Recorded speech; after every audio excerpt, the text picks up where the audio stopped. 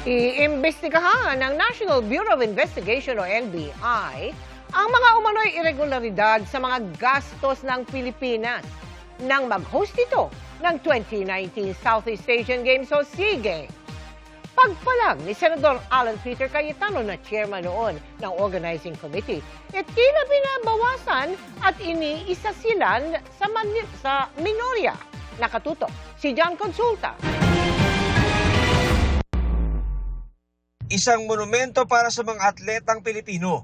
Ganon inilarawan ang cauldron sa New Clark City na sumimbolo sa pag-host ng Pilipinas sa Southeast Asian Games noong 2019. Nagpatayo rin noon ng isang sports complex para pagdausan ng palaro.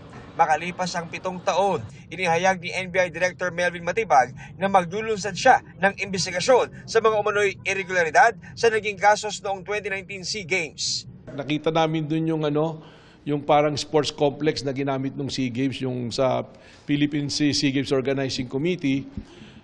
Nakarating sa amin, bilyon-bilyon pala yung pumasok dito na pera na unliquidated.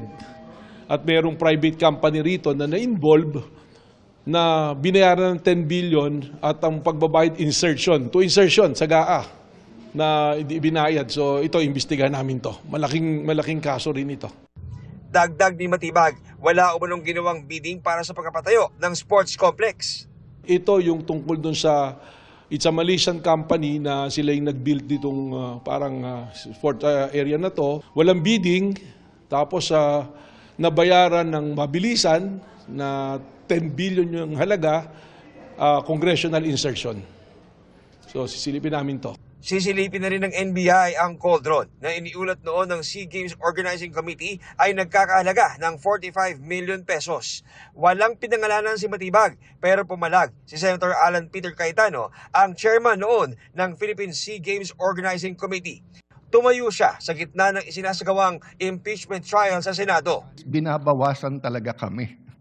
Iniisa-isa. Even yung mga vlogger na malapit sa administrasyon, sabi 2 down, 3 down, may kasunod na. Ang tinutukoy niya ang hinala ng minority sa Senado na tila isa-isa umano silang kinakasuhan para mawala sa impeachment trial. Giit ni Cayetano, walang anomalya sa pag-host ng Pilipinas sa 2019 SEA Games. Mukhang misfire. Bakit?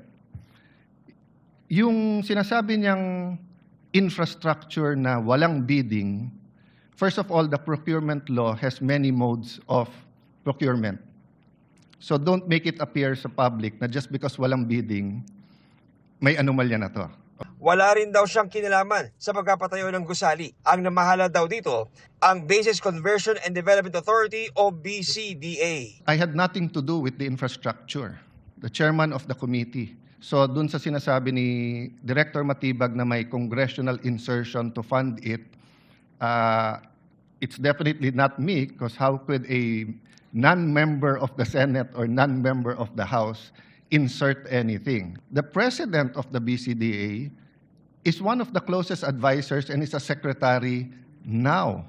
Ang nakaupo noong chairman ng BCDA ay si Vince Dizon na ngayon ay secretary ng Department of Public Works and Highways. Hinihingi namin ang kanyang pahayag kaugnay ng issue.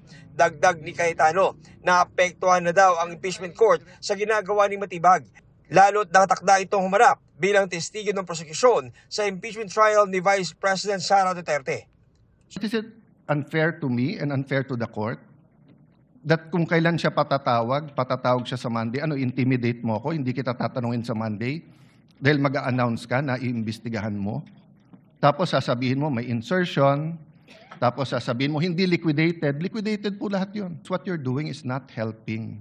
Investigate whatever you want to investigate. Pero wag mo nang i-announce kasi nga naaapektuhan yung integrity ng court. Sinisika pa namin makuha ang reaksyon ni Director Matibag sa naging pahayag ni Senator Cayetano. John Consulta, Nakatutok, 24 Oras.